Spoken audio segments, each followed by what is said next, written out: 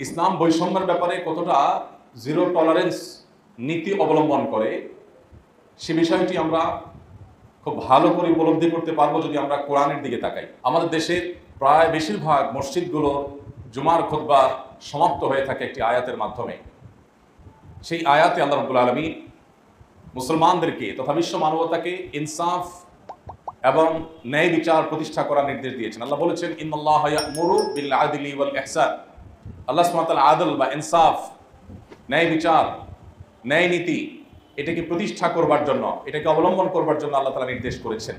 কোরআনে কারীমের শুরু থেকে শেষ পর্যন্ত যে নির্দেশগুলো সবচেয়ে বেশি সংখ্যক বার দেয়া হয়েছে, কোরআনে কারীমের পাতায় পাতায় যে নির্দেশ বারবার আল্লাহ রাব্বুল আলামিন করেছেন, রিপিটেডলি যে বিষয়ে আল্লাহ রাব্বুল আলামিন আমাদেরকে সতর্ক করেছেন, সেটি হলো আমরা যেন ইনসাফ বজায় রাখি, আমরা যেন ন্যায়নিষ্ঠ হই, আমরা যেন ন্যায় সঙ্গত আচরণ করি, আমরা যেন যথোপযুক্ত বিচার করি, অবিচার যেন না করি, বৈষম্য যেন না করি, ইনসাফ যেন করি। সেজন্য কোরআনে কারীমের সবচেয়ে বেশি পরিমাণে যে নির্দেশগুলো দেওয়া হয়েছে তার মধ্যে এটি অন্যতম। প্রিয় নবী সাল্লাল্লাহু আলাইহি সাল্লামের ঐতিহাসিক যে বিদায় হজের ভাষণ ছিল, সেই ভাষণের প্রতিটি পয়েন্টে পয়েন্টে প্রিয় নবী সাল্লাল্লাহু আলাইহি সাল্লাম ইনসাফ এবং ন্যায় বিচার এবং বৈষম্যহীন সমাজ ব্যবস্থা গড়ে তোলবার জন্য আমাদেরকে নির্দেশ জারি করেছে। তার ভাষণের প্রতিটি পয়েন্টে পয়েন্টে, প্রতিটি লাইনে লাইনে আমরা দেখি যে তার ভাষণটা মূলত ন্যায় বিচার, ইনসাফ এটা প্রতিষ্ঠার পর দাঁড়িয়েছিল। এই জন্য নবী সাল্লাল্লাহু আলাইহি সাল্লাম বলেছেন, আলা ইন্না রব্বাকুম ওয়াহিদ, হে মানব জাতি, হে লোক সকল, তোমরা জেনে রাখো তোমাদের সবার রব এক। ঐক্যের একটা মূল সূত্র যেন আমরা খুঁজে পাই, সেজন্য নবী করিম সাল্লাল্লাহু আলাইহি সাল্লাম আমাদেরকে এই নির্দেশনা দিয়েছে, আমাদেরকে স্মরণ করিয়ে দিয়েছেন যে একটি জায়গায় আমাদের সবার, একটা সুতোয় আমরা সবাই গাঁথা, একটা জায়গায় আমাদের সবার সাথে সবার ঐক্য রয়েছে, আর সেটি হলো যে আমাদের সবার পালনকর্তা একজন। এমনকি যারা আল্লাহকে অস্বীকার করেন, এমনকি যারা মুসলিম নন, তাদেরও পালন করেন আল্লাহ রাব্বুল আলামিন, তাদেরও লালন করেন আল্লাহ রাব্বুল আলামিন। এজন্য আমাদের সবার একটা জায়গায় সবার ঐক্যবদ্ধ হওয়ার একটি জায়গা আছে, সেটি হলো যে আমাদের সবার রব আল্লাহ তাআলা, আমাদের সবার পালনকর্তা আল্লাহ রাব্বুল আলামিন। নবী সাল্লাল্লাহু আলাইহি সাল্লাম আরো বলেছেন, ইন্না আবাকুম ওয়াহিদ, নিশ্চয়ই তোমাদের বাবাও এক, আমরা সবাই আদম আলাইহিস সালামের সন্তান। অতএব আমাদের ঐক্যের দুটি যোগসূত্র খুঁজে পাওয়া গেল। আমরা এক বাবার সন্তান, আমরা এক রবের গোলাম বা দাস। এই দুটি যোগসূত্র দেখিয়ে নবী করিম সাল্লাল্লাহু আলাইহি সাল্লাম তার ইনসাফের যে ভাষণ সেটি শুরু করেছেন। কারণ বিভিন্ন বর্ণ, বিভিন্ন ভাষা এবং বিভিন্ন গোত্র সম্প্রদায়ের মানুষ একে অন্যকে নিজেকে অন্য থেকে পৃথক ভাববার কোনো কারণ যেন না থাকে, সেজন্য ঐক্যের যে যোগসূত্র সেটা নবী সাল্লাল্লাহু আলাইহি সাল্লাম প্রথমে উল্লেখ করেছেন, যাতে করে মানসিকভাবে সবাই নিজেকে অন্যের চেয়ে পৃথক না ভেবে একজনকে অন্যজনের পরিপূরক ভাবে। সেজন্য তার এই বক্তব্যের ফাউন্ডেশন দিয়েছেন, তার ঐতিহাসিক বিদায় হজের খুতবার এই ফাউন্ডেশন দিয়েছেন এই কথার উপরে যে তোমাদের সবার বাবা এক, সবার রব এক। অতএব তোমরা কেন দুই হতে যাবে, কেন তোমরা দুই ভাবতে যাবে, তোমরা কেন একই বিষয়ে একাধিক চিন্তা করবে, বৈষম্য করবে, কারোর ক্ষেত্রে ইনসাফ করবে, কারোর ক্ষেত্রে ইনসাফ করবে না, কাউকে ছাড় দিবে, কাউকে ছাড় দিবে না, এই মানসিকতা কেন হবে? তোমরা সবাই তো এক, অতএব চিন্তা তোমাদের এক হওয়া উচিত। এরপর নবী করিম সাল্লাল্লাহু আলাইহি সাল্লাম বলেছেন যে আলা লা ফাদলা লি আরাবিয়্যিন আলা আজামিয়্যিন ওয়ালা লি আজামিয়্যিন আলা আরাবিয়্যিন। মনে রাখবে, কোন আরাবিয়ানের কোনো শ্রেষ্ঠত্ব নেই, কোনো বিশেষত্ব নেই কোন নন আরবের উপর, আর কোন নন আরবেরও কোনো শ্রেষ্ঠত্ব নেই আরাবিয়ানের উপর। আমরা জানি তখনকার মধ্যপ্রাচ্যের মানুষ, নবী করিম সাল্লাল্লাহু আলাইহি সাল্লামের আবির্ভাবের পূর্বের মধ্যপ্রাচ্যের মানুষের মধ্যে যে বর্ণবাদ ছিল, যে সাম্প্রদায়িকতা ছিল, তাদের মধ্যে যে বৈষম্যবাদ ছিল, সেটিকে নবী করিম সাল্লাল্লাহু আলাইহি সাল্লাম চুরমাচুর করে সেটাকে ভেঙে একাকার করে দেওয়ার জন্য তাদের মধ্যে দাঁড়িয়ে তিনি বলছেন, আলা লা ফাদলা লি আরাবিয়্যিন আলা আজামি। যদি কেউ মধ্যপ্রাচ্যের তখনকার বাস্তবতা সম্পর্কে সাধারণ ধারণাও রাখেন, এমনকি বর্তমানে মধ্যপ্রাচ্যের মানুষদের যে ভালো দিকগুলো আছে, পাশাপাশি তাদের মধ্যে যে অনারবদেরকে তাচ্ছিল্য জ্ঞান করার একটা ত্রুটিপূর্ণ স্বভাব অনেকের মধ্যে আছে এখনো, সে অবস্থা যারা পর্যবেক্ষণ করেছেন বা যাদের সেগুলো জানা আছে, তারা ভাবতে পারবেন, তাদের ভাবতে সহজ হবে যে নবী করিম সাল্লাল্লাহু আলাইহি সাল্লাম এরকম বর্ণবাদী একটা সমাজ ব্যবস্থাকে সম্পূর্ণ উল্টা মেরুতে দাঁড় করে দিয়ে গেছেন। শুধু বক্তব্য দিয়ে যান নাই, এমন সমাজ প্রতিষ্ঠা করেছেন যেখানে ইথিওপিয়ান, নিগ্রো এবং কৃতদাস একজন মানুষ বেলাল হাবশী রাদিয়াল্লাহু তাআলা আনহু নবী করিম সাল্লাল্লাহু আলাইহি সাল্লামের সহকারী, ইমামের সহকারী হয়ে থাকেন মুয়াজ্জিন। তার সহকারী হিসাবে মুয়াজ্জিনের যে সম্মানজনক ভূমিকা, আমাদের দেশে হয়তো মুয়াজ্জিন মনে করা হয় একজন সাধারণ চাকুরেকে, বা মুয়াজ্জিনের সম্পর্কে দৃষ্টিভঙ্গি থাকে খুবই তাচ্ছিল্যমূলক, খুব তুচ্ছ নজরে আমরা দেখি হয়তোবা। কিন্তু ইসলাম মুয়াজ্জিনকে অনন্য আসনে আসীন মনে করে। মুয়াজ্জিনকে যে আসন ইসলাম দেয় সেটা আমরা অনেক মুসলিমরা হয়তো জানি না। নবী করিম সাল্লাল্লাহু আলাইহি ওয়াসাল্লামের হাদিসের ভাষ্য মতে কিয়ামতের ময়দানে সবচেয়ে উঁচু থাকবে যাদের মাথা, যাদেরকে দূর থেকে দেখা যাবে, সম্মান এর বিশেষ আলামত যাদের মধ্যে মানুষ দেখতে পাবে, সেই মানুষগুলো হলো দুনিয়াতে যারা আল্লাহকে সন্তুষ্ট করবার জন্য আজান দিয়েছে, মুয়াজ্জিনগণ। যাই হোক, নবী করিম সাল্লাল্লাহু আলাইহি ওয়াসাল্লামের সেই মুয়াজ্জিনের ভূমিকায় অবতীর্ণ হয়েছেন এমন একজন মানুষ, যেই মানুষটি তিনি একে তো মক্কা বা মদিনার মানুষদের অন্তর্ভুক্ত না, বাহির থেকে আগত, আবার তিনি ইথিওপিয়ান, নিগ্রো, তাদের কালার আর তার কালার এক নয়, তাদের দেশ আর তার দেশ এক নয়, আবার তিনি কৃতদাস ছিলেন। অর্থাৎ এতগুলো বিষয় যেগুলোর প্রতি তখনকার আরাবিয়ানদের মধ্যে, বিশেষ করে অমুসলিমদের মধ্যে এবং নবী সাল্লাল্লাহু আলাইহি ওয়াসাল্লাম আবির্ভাবের পূর্বে মানুষদের মধ্যে যখন এই বিষয়গুলো নিয়ে অ্যালার্জি ছিল, এর এক একটা পয়েন্টই যথেষ্ট ছিল একজন মানুষকে দূর করার জন্য। সেখানে সবগুলো দূর করার পয়েন্ট একসাথে হওয়ার পরও সেই রকম একজন মানুষকে তিনি মুয়াজ্জিন আসনে আসীন করেছেন। তিনি শুধু বক্তব্য দেন নাই, তিনি বৈষম্যহীন সমাজ কিভাবে গড়তে হয় তার দৃষ্টান্ত স্থাপন করে দিয়ে গেছেন। আজ আমাদের মুসলমানদের অবস্থা হলো যে কাজের গরু কেতাবে আছে, গোয়ালে নেই। আমরা ইনসাফ নিয়ে অনেক কথা বলতে পারি, কিন্তু দুঃখজনক যে ইনসাফ আজ আমাদের সমাজে, আমাদের ব্যক্তিতে, আমাদের প্রতিষ্ঠানে, আমাদের নিজেদের ভেতরে চর্চা হয় না। আমরা বৈষম্য করি, আমরা জুলুম করি, আমরা অবিচার করি।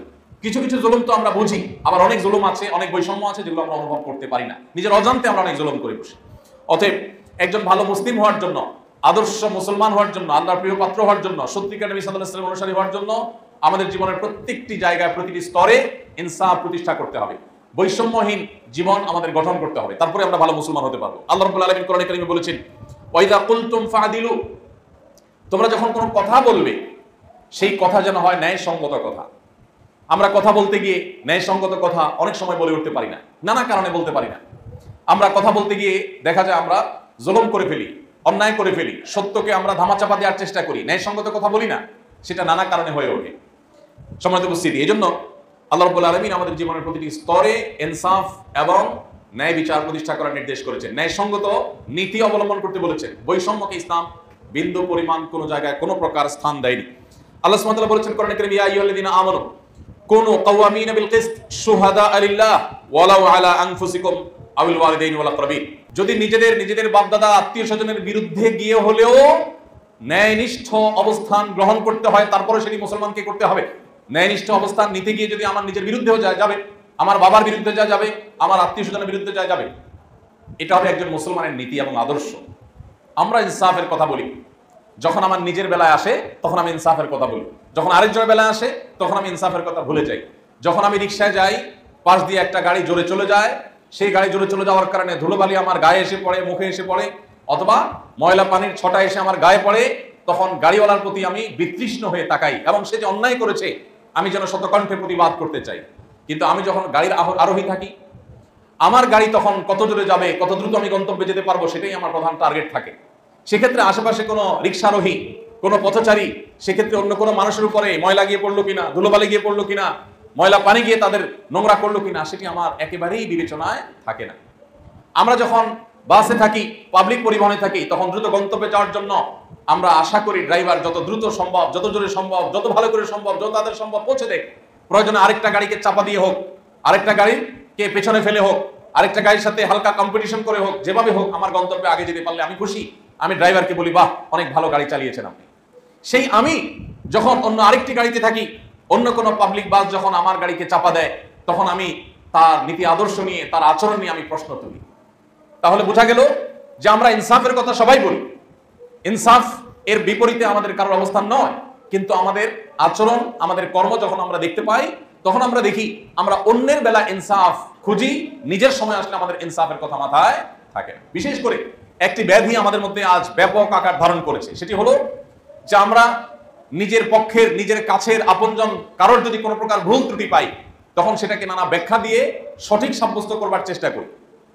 এই বিষয়টিকে ডক্টর আব্দুল্লাহ জাহাঙ্গীর রহমতুল্লাহ আলাইহি এভাবে বলতেন যে আমরা নিজের পছন্দের, নিজের দলের, নিজের মতের, নিজের গোষ্ঠীর, নিজের মাযহাবের, নিজের মাসলাকের, নিজের মানহাজের মানুষ পেলে তাদের যদি ভুল ত্রুটি হয়, ভুল বিচ্ছুতিমূলক বক্তব্য থাকে, তখন সেটাকে নানা ব্যাখ্যা দিয়ে জোড়াতালি দিয়ে আমরা এটাকে সঠিক সাব্যস্ত করার চেষ্টা করি। আর যদি আমি ভিন্ন মতের কোনো মানুষের সঠিক কথাও পাই, তো সেখান থেকে ছিদ্র অন্বেষণ করার চেষ্টা করতে কোনো কসুর করি না। এটাই হলো আমাদের জুলুমের জায়গা, এটাই হলো আমাদের বৈষম্যের জায়গা। অথচ আল্লাহ তাআলা আমাদেরকে ইনসাফ করতে বলেছেন সবার ক্ষেত্রে, এমনকি অমুসলিমের ক্ষেত্রে। আমরা সেই নবীর উম্মত, যে নবীর কাছে যখন কোনো মুসলিম আর কোনো অমুসলিম দুজনে কোনো বিষয়ে বাদী বিবাদী হয়ে কোনো মীমাংসার জন্য এসেছেন এবং দলিল প্রমাণ তথ্য যুক্তি ইত্যাদিতে অমুসলিম যদি অগ্রাধিকার পাওয়ার হকদার মনে হয়েছে তার কাছে, তিনি অমুসলিমের পক্ষে রায় দিয়ে নিজের অনুসারী উম্মত মুসলিমের বিপক্ষে রায় দিয়েছেন। আমরা সেই নবীর উম্মত, যে নবী কখনো ইনসাফ বহির্ভূত কোনো কাজ করেননি। তিনি এমন একটা সমাজ গড়ে তুলেছেন যেই সমাজে কোনো বৈষম্য ছিল না, যেই সমাজে বেলালে হাবশির মর্যাদা একাধারে তিনি কৃতদাস হওয়ার পরও আবার বহির থেকে আগত হওয়ার পরও অন্য অনেক সাহাবীর চাইতে তার মর্যাদা বেশি দেওয়া হয়েছিল। যেই সমাজে আবু বকর, ওমর, ওসমান, আলী রিদওয়ানুল্লাহি তাআলা আজমাইন, নবী করিম সাল্লাল্লাহু আলাইহি সাল্লামের খুব কাছের মানুষগুলো অথবা তার পরিবারের সদস্য অথবা তার একনিষ্ঠ সাহাবীদের কাউকে তিনি তার রাষ্ট্রীয় কোনো সুযোগ সুবিধা বিশেষভাবে দিয়েছেন, এরকম কোনো কথা তার ঘোরতর শত্রুও বলতে পারেন। আমরা সেই নবীর উম্মত, যে নবী বৈষম্যকে পৃথিবী থেকে সবার আগে ঝেঁটিয়ে বিদায় করেছেন, যে নবী নারী পুরুষের কর্মফল পাওয়ার ক্ষেত্রে ভেদাভেদকে তুলে দিয়েছেন। কোরআনে কারীমে আল্লাহ বলেছেন, মান আমিলা সালিহাম মিনকুম মিন যাকারিন ওয়া উনসা, তোমাদের মধ্যে পুরুষ কিংবা নারী যেই হোক না কেন, কোনো প্রকার বৈষম্য নেই, কোনো প্রকার তারতম্য নেই। তোমাদের মধ্যে যেই ভালো কাজ করবে, আল্লাহ সুবহানাহু ওয়া তাআলার ওয়াদা হলো ফালানুহইয়ান্নাহু হায়াতান তাইয়্যিবা, আল্লাহ তাকে দুনিয়াতে পবিত্র জীবন দিবেন, আখিরাতে তার কর্মের সর্বোত্তম বিনিময় দিবেন। এক্ষেত্রে কোনো প্রকার তারতম্য করা হবে না। আজ তথাকথিত আধুনিক পৃথিবীতে আমরা যে বৈষম্য দেখতে পাই, আমরা যে অবিচার দেখতে পাই, আমরা যে ব্যত্যয় দেখতে পাই, আমরা যে বিভিন্ন মানুষকে দমিয়ে রাখার প্রবণতা দেখতে পাই, এত কিছুর পরও আজকের এই পৃথিবীকে আমরা সভ্য পৃথিবী বলি। আমরা এই পৃথিবীর অনেক ভালো ভালো দিক রয়েছে, সেগুলোর কারণে বৈষম্যের যে জাল বিছিয়ে আছে গোটা পৃথিবীর পরতে পরতে, সেটি আমরা অনেকে লক্ষ্য করতে পারি না। আমরা যদি এর বিপরীতে খোলাফায়ে রাশেদার শাসনামল দেখি, প্রিয় নবী সাল্লাল্লাহু আলাইহি সাল্লামের সময়কাল দেখি, তো আমরা এই পুরো সময়ের মধ্যে একটি ঘটনাও হয়তো খুঁজে পাবো না যেই ঘটনায় কোন প্রকার কারোর প্রতি বৈষম্য করা হয়েছে। সম্মানিত উপস্থিতি, নবী করিম সাল্লাল্লাহু আলাইহি সাল্লামের সেই আদর্শের সমাজ, তার সেই নীতি এবং আদর্শ আজ প্রতিষ্ঠা করা সময়ের সবচেয়ে গুরুত্বপূর্ণ দাবি। আর এই জন্য শুধু নিজের বেলায় নয়, অন্যের বেলায় আমাদেরকে ইনসাফ প্রতিষ্ঠা করতে হবে এবং সর্বত্র, এমনকি যারা ভিন্ন মতাবলম্বী হবেন, শত্রুপক্ষ হবেন, তাদের প্রতিও সদাচরণ আমাদের করতে হবে। কোরআনে কারীমে আল্লাহ রাব্বুল আলামিন আমাদেরকে সে নির্দেশ করে বলেছেন, ওয়ালা ইয়াজরিমান্নাকুম শানাআনু কওমিন আল্লা তাআদিলু ই'দিলু হুয়া আকরাবু লিত-তাকওয়া। কারোর সাথে তোমাদের যদি শত্রুতা থাকে, ভিন্ন মত থাকে, তাহলে সেই কারণে তার প্রতি তুমি ইনসাফ করা থেকে বিরত থাকতে পারো না। হতে পারে সে তোমার শত্রু, শত্রু দেখে তার বেলায় মিথ্যা কথা বলা যাবে, প্রপাগান্ডা ছড়ানো যাবে, তার চরিত্র হনন করা যাবে, গালিগালাজ করা যাবে, বা তিনি তিল করলে সেটাকে তাল করে দেখাতে হবে, তিনি ভুল না করলে সেটা ভুল সাব্যস্ত করতে হবে যেহেতু আমার প্রতিপক্ষ। এটা তোমরা করতে পারো না। ই'দিলু হুয়া আকরাবু লিত-তাকওয়া, সবসময় তোমরা ইনসাফ করবে, সেটি তাকওয়ার অধিকতর নিকটবর্তী। সোশ্যাল মিডিয়াতে আমরা রাজনৈতিক কিংবা ধর্মীয় ইস্যুগুলোতে দেখব পরস্পরের বিরোধিতা করতে গিয়ে ইনসাফের গণ্ডি আমরা পার হয়ে চলে যাই। অনেক নামাজি কালামি মানুষ, অনেক দিনদার মানুষ, এমনকি অনেক নামধারী আলেমও আছি আমরা, যারা সমালোচনা করতে গিয়ে বা অন্যের দোষ চর্চা করতে গিয়ে, অন্যের ত্রুটি সেটার ব্যাখ্যা বিশ্লেষণ করতে গিয়ে আমরা সমালোচনার সীমা রেখা সবগুলো ডিঙ্গিয়ে, আমরা ইনসাফের সীমানা ডিঙ্গিয়ে আমরা জুলুম করে দিই। কোন একজন আমার প্রতিপক্ষ, যার সাথে আমার কোনো বিষয়ে ভিন্ন মত আছে, তার কোনো বক্তব্যের ভুল ব্যাখ্যা আমি জেনে শুনে দেই, কেন তাকে সামাজিকভাবে হ্যারাসমেন্ট করবার জন্য। একই বক্তব্য আমার পছন্দের কেউ দিলে আমি সেটার একটা ভালো ব্যাখ্যা দাঁড় করাতাম, কিন্তু প্রতিপক্ষের বেলা সেটা করছি না, বরং উল্টোটা আমি দাঁড় করাচ্ছি। এটা আমাদের অন্তরের বক্রতার প্রমাণ, এটা আমাদের অন্তরের তাকওয়ার অভাবের প্রমাণ। আমরা যখন ভিন্ন মতের মানুষ হয়, তাদেরকে গালমন্দ করাটাও আমাদের নফস আমাদের কাছে জায়েজ হিসাবে তুলে ধরে। তার গোষ্ঠী উদ্ধার করাটাকে আমরা দোষের মনে করি না। আমরা বেমালম ভুলে যাই যে আমাদের রব বলেছেন, লা ইয়াজরিমান্নাকুম শানাআনু কওমিন আল্লা তা'দিলু। একজন অমুসলিমও যদি হয়, ইসলাম বিদ্বেষীও যদি হয়, নবী বিদ্বেষীও যদি হয়, তার নামেও তুমি মিথ্যাচার করতে পারো না, তার নামেও তুমি বেইনসাফি করতে পারো না, তার নামেও তুমি এমন কিছু বলতে পারো না যেটা আসলে তার সাথে যায় না বা সে বলেনি। সময় ভাইরা আমার, এই ইনসাফ আমরা আজ ভুলে বসেছি। একেবারে পরিবার থেকে নিয়ে রাষ্ট্র পর্যন্ত সমাজের প্রতিটি স্তরে স্তরে আমরা দেখব ইনসাফ এর হাহাকার চলছে, ন্যায় বিচার, ন্যায়সঙ্গত আচরণের দুর্ভিক্ষ চলছে। এই জন্য আমাদের ব্যক্তি জীবনের প্রতিটি পদে পদে আমাদেরকে ইনসাফ করতে হবে। একজন মানুষ তিনি কোনো অন্যায় করেছেন, তার অন্যায়ের প্রতিকারে যদি আমি কিছু করি, সেক্ষেত্রে আমাকে ইনসাফ করতে হবে। আল্লাহ সুবহানাহু ওয়া তাআলা বলেছেন, ওয়া ইন আকাবতুম ফাআকিবু বিমিসলি মা উকিবতুম বিহি। তোমাদেরকে যদি কেউ কোনো কারণে কষ্ট দেয়, তোমাদের যদি কেউ শাস্তি দেয়, তোমাদের প্রতি যদি কেউ অন্যায় আচরণ করে, তুমি যদি সেটার প্রতিকার চাও, তুমি যদি সেটার প্রতিকার নিজে করতে চাও, তাহলে সেক্ষেত্রে ঠিক যেভাবে সে করেছে ততটুকু তুমি করতে পারো। ফাআকিবু বিমিসলি মা উকিবতুম বিহি, যতটুকু করেছে ততটুকু তুমি করতে পারো। যেহেতু কেউ আমাকে একটি শক্ত কথা বলেছে, আমি পাল্টা আরেকটা শক্ত কথা বলার রাইট আমার আছে। কেউ আমাকে আঘাত করেছে, পাল্টা আঘাতের রাইট আমার আছে। কিন্তু সেক্ষেত্রে আমাকে ইনসাফ বজায় রাখতে হবে, যতটুকু করেছে তার চেয়ে বেশি যেন না হয়। এরকম পরিমাপ করে করে আমার বিরুদ্ধে করা অন্যায়ের প্রতিকার নেওয়া, প্রতিশোধ নেওয়া, এটা তো সহজ কাজ না। মেপে মেপে সে যতটুকু করেছে ঠিক ততটুকু করব, এই মাপজোপ রক্ষা করাতে কঠিন। নীতি গিয়ে যদি সীমানা ছাড়িয়ে চলে যায়, বেশি হয়ে যায়, তাহলে তো জুলুম হবে। এই জন্য আল্লাহ তাআলা আয়াতের পরের অংশে বলেছেন, ওয়ালা ইন সাবারতুম লাহু খায়রুল লিস-সাবিরিন। তোমার বিরুদ্ধে করা অন্যায়ের প্রতিকার তুমি করতে গিয়ে অবশ্যই তোমাকে ইনসাফ বজায় রাখতে হবে, তার চাইতে আবার বেশি যেন না হয়ে যায়। যদি বেশি হয়ে যায় জুলুম হবে। এই জন্য যদি ধৈর্য ধারণ করতে পারে সেটা হয় সবচেয়ে উত্তম, সবচেয়ে সেফ জায়গা। ভাইরা আমার, আমাদের জীবনের প্রতিটি স্তরে, প্রতিটি পদে পদে এই আদল, এই ইনসাফ এবং এই ন্যায়সঙ্গত আচরণ এটি করবার প্রসঙ্গ আসে প্রতিটি স্তরে। আপনার বৈবাহিক জীবনে, আপনার স্টুডেন্ট লাইফে, আপনি কোন এক জায়গায় অনেক মানুষের সাথে আছেন, সেখানে প্রত্যেকটা জায়গা আছে। আপনি একটা পাবলিক টয়লেটে প্রবেশ করেছেন যেটা অনেক মানুষ ব্যবহার করে, ওইটাকে আপনি যে অবস্থা দেখেছেন বা পেয়েছেন তার চাইতে খারাপ অবস্থা রেখে এসেছেন, আপনি জুলুম করেছেন অন্যদের প্রতি। আমাদের জীবনে প্রতিটি মুহূর্তে, প্রতিটি উঠা বসা, প্রতিটি নড়াচড়া ইনসাফের প্রশ্ন চলে আসে, প্রসঙ্গ চলে আসে। আমরা যতক্ষণ পর্যন্ত আদল বা ইনসাফ আমাদের নিজেদের মধ্যে, আমাদের পরিবার, সমাজ, আমাদের প্রতিষ্ঠান, রাষ্ট্র সব জায়গায় প্রতিষ্ঠা করতে না পারবো, ততক্ষণ পর্যন্ত আমরা নিজেদেরকে খাঁটি মুসলিম দাবি করবার কোনো নৈতিক অধিকার আমাদের থাকবে। সম্মানিত ভাইরা আমার, স্বজনপ্রীতি এটা তো এখন কোনো দোষের বিষয় না। কোনো কোনো ক্ষেত্রে স্বজনপ্রীতি এটা প্রশংসনীয় বিষয়। ধরা যাক রাষ্ট্রের কোনো একজন মন্ত্রী, যিনি কোনো এলাকা তার দায়িত্বে থাকতে পারে, কিন্তু মন্ত্রী হিসেবে কোনো এলাকার মন্ত্রী নন, গোটা দেশের ওই ডিপার্টমেন্টের মন্ত্রী, যে ডিপার্টমেন্টের তিনি মন্ত্রণালয়ের দায়িত্ব বুঝে পেয়েছেন। কোন একজন সচিব, তার ওই মন্ত্রণালয়ের সচিব হিসাবে পুরো দায়িত্ব, সারা দেশের সমস্ত ওই ডিপার্টমেন্টের দায়িত্ব তার। কোন একজন কোন প্রতিষ্ঠানের প্রধান, ওই প্রতিষ্ঠানের সারা দেশের দায়িত্বটা তার উপরে বর্তায়। তিনি যদি নিজের এলাকায় অনেক বেশি কাজ করেন, রাষ্ট্রের সুযোগ সুবিধা নিয়ে তার নিজের এলাকাতে রাস্তাঘাট, কালভার্ট সব কিছু ভালোভাবে কাজ করেন, তাহলে সাধারণত আমাদের সমাজের মানুষ তাকে ভালো বলে না খারাপ বলে? ভালো বলে। কেন ভালো বলে? যে লোকটা নিজের এলাকায় অনেক কাজ করেছেন। সন্দেহাতীতভাবে এটা ভালো যে একজন মানুষ কিছু কাজ করেছেন, তার তুলনায় ভালো যে এলাকায়ও কোনো কাজ করে নাই। কিন্তু আমরা যদি এটাকে অন্য অ্যাঙ্গেল থেকে দেখি, যে একজন মানুষ যিনি গোটা দেশের এই ডিপার্টমেন্টের দায়িত্বে আছেন, তিনি যেখানে আছেন তার জন্মস্থান, তার নিজের বাড়ি, নিজের এলাকাকে তিনি উন্নত করেছেন, অন্য জায়গার মানুষের দিকে সেভাবে খেয়াল করেন নাই, বা একই সুযোগ সুবিধা অন্যদের জন্য তিনি নিশ্চিত করতে পারেন নাই, তাহলে তিনি এক প্রকারের স্বজনপ্রীতি করলেন। সেই দিকটা আমাদের মাথায় একেবারেই আসে না। ব্যাপারটা এরকম হয়ে গেছে যে সমাজের রন্ধ্রে রন্ধ্রে বৈষম্য, জুলুম, অবিচার এবং নীতিহীনতা এটা এত বেশি প্রতিষ্ঠিত হয়েছে যে এই ধরনের ছোটখাটো বিষয় আমাদের রাডারে ধরা পড়ে না। ভাইরা আমার, এই জন্য একজন দায়িত্বশীল মানুষের কাজ হলো যে আল্লাহর কাছে তাকে জবাবদিহি করতে হবে। ফামাইয়ামাল মিসকালা যাররাতিন শাররান ইয়ারা। আমি জীবনে ভালো মনে করে অনেক কাজ করেছি, কিন্তু সেটা বৈষম্য হয়ে গেছে। আমি জীবনে ভালো মনে করে অনেক কাজ করেছি, সেটা জুলুম হয়ে গেছে। আমরা অনেকে সোশ্যাল মিডিয়াতে ইসলামের পক্ষে লড়াই মনে করি, ইসলামের খেদমত মনে করে অন্যদেরকে গালিগালাজ করি। একজন মানুষ, তিনি হয়তো ফাসেক, ব্যক্তি জীবনে অনেক অপরাধ করেছেন, প্রকাশ্য গুনাহে লিপ্ত হয়েছেন, তার ওয়ালে গিয়ে তাকে একটা গালি দিয়ে দিই আমরা সওয়াব পাওয়ার আশায়, ইসলামের খেদমতের আশায়। তার সম্পর্কে এমন একটা মন্তব্য করলাম যে মন্তব্যটা তার সম্পর্কে, তার ব্যাপারে করাটা একটা জাজমেন্টাল কমেন্ট না জেনে আমি করলাম, তিনি সেটা নাও হতে পারেন, কিন্তু আমি করে বসলাম। এটা কি ইনসাফ না বেইনসাফ? একজন মানুষ যদি পাপিষ্ট হয়, তাহলে তার বিরুদ্ধে কি বেইনসাফি কথা বলার রাইট আমার থাকে?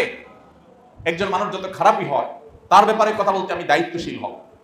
আল্লাহ রাব্বুল আলামিন কোরআনে কারীমে সেজন্য বলেছেন, মা ইয়ালফিযু মিন কাওলিন ইল্লা লাদাইহি রাকীবুন আতীদ। মুসলিম তো সে যে কোনো কথা বলতে গেলে তার বিবেকে উপস্থিত হয়ে যায় আয়াত যে তোমার মুখ থেকে এমন কোন শব্দ বের হয় না যেটা আল্লাহর সংরক্ষণকারী ফেরেশতারা সংরক্ষণ করেন না। সো তোমার প্রতিটি কমেন্ট, প্রতিটি পোস্ট, প্রতিটি রিঅ্যাক্ট, প্রতিটি কথা, এটা হয় মিজানে তোমার নেকামলের পাল্লা উঠবে, আর না হলে বদামলের পাল্লায় উঠবে। আজ আমাদের সমাজের দিকে যদি আমরা তাকাই, যে যতটুকু পাওয়ার পায় সে ততটুকু পাওয়ার দিয়ে মানুষকে জিম্মি করার চেষ্টা করে। একজন মানুষ, তার অন্য কোনো পাওয়ার নাই, তিনি শুধুমাত্র এক টেবিল থেকে অন্য টেবিলে ফাইলগুলো আনা নেওয়ার কাজ করেন। এক্ষেত্রেও তিনি অনেক বড় ক্ষমতাধর হিসাবে নিজেকে প্রতিষ্ঠিত করে ফেলেন, যে ফাইল কাটটা আগে নেব, কাটটা পরে নেব, কাটটা উপরে রাখবো, কাটটা নিচে রাখবো, কাটটা সরায় রাখবো, কাটটা সামনে রাখবো, এটা আমার হাতে, অতএব এটা দিয়ে আমি কিছু কামাই করার, কিছু রোজগার করার চেষ্টা করি। প্রত্যেকটা মানুষ, ভাইরা আমার, ইনসাফ এমন একটা জিনিস যেটা আমি বলছিলাম যে আমাদের পদে পদে অ্যাপ্লাই করার মতো বিষয়। ধরুন আপনি কোনো এক জায়গায় গিয়েছেন, সেখানে পাবলিক সিরিয়ালে আছেন কোন একটা সার্ভিসের জন্য। আপনি সেই সিরিয়াল ডিঙিয়ে চলে গেলেন কেন? কারণ যে ব্যক্তির কাছে কাজটি তিনি আপনার মামা, তিনি আপনার খালো, তিনি আপনার ভগ্নিপতি, তিনি আপনার আত্মীয়স্বজন। আপনি সেটাকে আপনার রাইট মনে করছেন এবং এটাকে কোনো দোষী বিষয় মনে করছেন না, কিন্তু আপনি অনেকগুলো মানুষের অধিকার নষ্ট করছেন। হ্যাঁ, সবার কাছ থেকে অনুমতি নিচ্ছেন বা সবাই আপনাকে অনার করেছে, সেটা ভিন্ন কথা। এইভাবে ইনসাফ নষ্ট করার যে বিষয়টি, এটি আমাদের জীবনে বিভিন্নভাবে হয়। আমাদের কথা দিয়ে হয়, আমাদের আচরণ দিয়ে হয়, আমাদের কাজকর্ম দিয়ে হয়, আমাদের বিভিন্ন ক্ষেত্রে হয় না। তারা ভাইকে বোনকে চিনবেন না। আমরা সুন্নাহ ফাউন্ডেশনে আমাদের কাজকর্ম করার ক্ষেত্রেও আমরা এই জিনিসটিকে খেয়াল রাখার চেষ্টা করি। আমরা মুখ বধির অন্ধের মতো আচরণ করার চেষ্টা করি, যে আমরা কারোর দিকে চেয়ে কোনো কাজ করি না। আলহামদুলিল্লাহ, এই এক্সারসাইজটা আমরা চাই আমাদের প্রত্যেকটা সদস্য, প্রশিক্ষণার্থী, আমাদের মহাব্বত যেমন ভাই ব্রাদার সবার মধ্যে ছড়িয়ে যাক, যে আমরা কারোর প্রতি কোনো প্রকার বৈষম্য অনাচার করব না। আমার ইনসাফ এটা আমার নিজের জন্য যেমন থাকবে, পরের জন্যও থাকবে। আমার ইনসাফ আমার পক্ষের লোকদের জন্য যেমন থাকবে, আমার বিপক্ষের লোকদের জন্যও থাকবে। আমার ইনসাফ আমার আত্মীয় স্বজনের জন্য যেমন থাকবে, অপরিচিত লোকদের বেলায়ও থাকবে। আমার ইনসাফ আমার মুসলমান ভাই বোনদের যেমন থাকবে, অমুসলমানের প্রতিও ইনসাফ থাকবে। ভাইরা আমার, এই জন্য এই মানসিকতা আমাদের গড়ে তুলতে হবে যে আমি কখনো ইনসাফ পরিপন্থী কাজ করব না ইনশাআল্লাহ। সেটা মন্তব্যেও না, সেটা কাজকর্মেও না, সেটা আমার কোনো আচরণেও না, এমনকি চিন্তাগত ভাবেও না, কোনো ক্ষেত্রেই না। আমরা সেই ইসলামের অনুসারী যে ইসলাম আমাদেরকে ইনসাফের সর্বোচ্চ দৃষ্টান্ত স্থাপন করবার নির্দেশ করেছে। আল্লাহ রাব্বুল আলামিন আমাদের সবাইকে ইনসাফের এই পরাকাষ্ঠা আমাদের জীবনের পরতে পরতে প্রতিষ্ঠিত করবার তৌফিক দান করুন। আমরা সবাই চেষ্টা করবো তো ইনশাআল্লাহ। ভাইরা আমার, বৈষম্য যদি আমরা দূর করতে না পারি, তাহলে কিয়ামত নিকটবর্তী।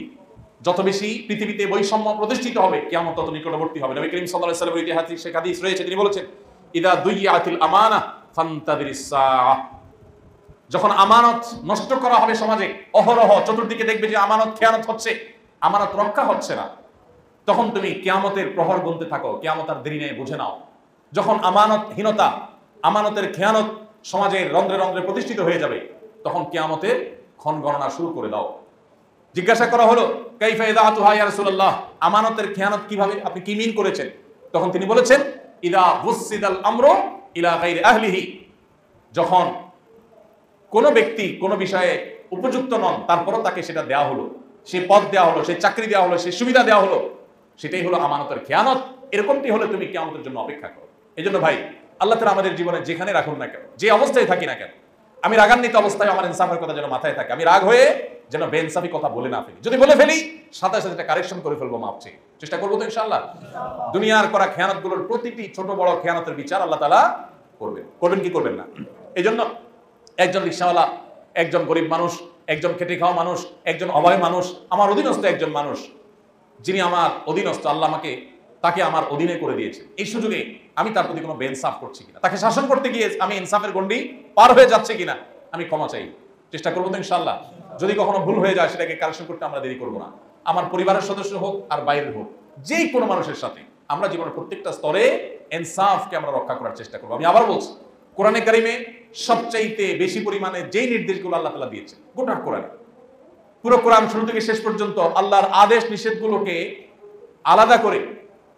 আলাদা করে পরখ করবার জন্য আমি তেলাওয়াত করার সুযোগ, তৌফিক আমার হয়েছে। আল্লাহ কি কি আদেশ বিশেষ করেছেন, কি কি নিষেধ করেছেন, এই অ্যাঙ্গেল থেকে পুরো কোরআন তেলাওয়াত করে আমি পেয়েছি আল্লাহ সবচেয়ে বেশি নির্দেশ করেছেন যে বিষয়গুলো, তার ভিতরে একটা হলো এই ইনসাফ। এমনকি আমরা মানুষ জাতি, আমরা যে শিরকে লিপ্ত হয়ে থাকি, এটাও বেইনসাফি। যে আল্লাহ তাআলার ইহসানের তলে আছি, তার অস্বীকার, তার সাথে কাউকে শরীক সাব্যস্ত করা, সেটাও ইনসাফের খেলাফ কাজ। এই জন্য গোটা কোরআনে ইনসাফের উপরে সবচেয়ে বেশি গুরুত্ব আরোপ করেছে। অতএব আমাদের জীবনের প্রত্যেকটা পদে পদে আমরা ইনসাফকে মাথায় রেখে চলবো তো ইনশাআল্লাহ। আল্লাহ রাব্বুল আলামিন আমাদের এক একজনকে ইনসাফের পরাকাষ্ঠা প্রদর্শনকারী, ইনসাফের আইডল হিসেবে দুনিয়াতে কবুল এবং মঞ্জুর করুন। আমরা আমাদের জীবনের প্রত্যেকটা ক্ষেত্রে যেন বৈষম্যহীন সমাজ, রাষ্ট্র এবং প্রতিষ্ঠান গড়ে তুলতে পারি, সেই তৌফিক আল্লাহ আমাদেরকে দান করুন। আল্লাহ আমাকে যতটুকু পাওয়ার দিয়েছেন, যতটুকু ক্ষমতা দিয়েছেন, যতটুকু তৌফিক দিয়েছেন, ততটুকু সর্বোচ্চ সদ্ব্যবহার আমাকে করতে হবে। কোথাও সেটার অসৎ ব্যবহার করা যাবে, আপনি আর কেউ না হোক, আপনার স্ত্রীর ব্যাপারে আপনি অভিভাবক, আপনার সন্তানদের ব্যাপারে আপনি অভিভাবক, সেখানেও আপনি তার কোনো ভুলের সমালোচনা করতে গিয়ে বা তাকে শাসন করতে গিয়ে আপনি বাড়াবাড়ি করছেন কিনা, সীমালঙ্ঘন করছেন কিনা, অন্যায় আচরণ করছেন কিনা, এই অন্যায় বা অতিরিক্ত যতটুকু করবেন, ততটুকুর জন্য আল্লাহর বিচার মুখোমুখি হতে হবে। আল্লাহ বারবার আমাদেরকে সীমালঙ্ঘন করতে নিষেধ করেছেন, ইন্নাহু লা ইউহিব্বুল মুতাদিন, আল্লাহ সীমালঙ্ঘনকারীকে ভালোবাসেন না। অতএব আজ সমাজের চতুর্দিকে যে আমরা বৈষম্য দেখতে পাচ্ছি, এই বৈষম্য, অবিচার, জুলুম, অনিয়ম, অনাচার এবং নানাভাবে ইনসাফ যে ভুলণ্ঠিত হতে দেখছি, এই সমাজে আমরা এক একজন মানুষ দৃষ্টান্ত হতে পারি। আমরা সমাজ পরিবর্তন করতে হলে নিজেদেরকে পরিবর্তন করতে হবে। আমি নিজে ইনসাফ আমার নিজের মধ্যে প্রতিষ্ঠা করি, এরপর অন্যদের মধ্যে সেটাকে প্রতিষ্ঠা করবার সংগ্রামে আমি নেমে যাই। ইনশাআল্লাহ একটি সুন্দর সমাজ আমরা আল্লাহ তাআলা আমাদেরকে তৌফিক দান করলে আমরা পাবো। আল্লাহ তাআলা আমাদের সবাইকে জীবনের প্রত্যেকটা ক্ষেত্রে বৈষম্য দূর করে ইনসাফকে প্রতিষ্ঠা করার তৌফিক দান করুন।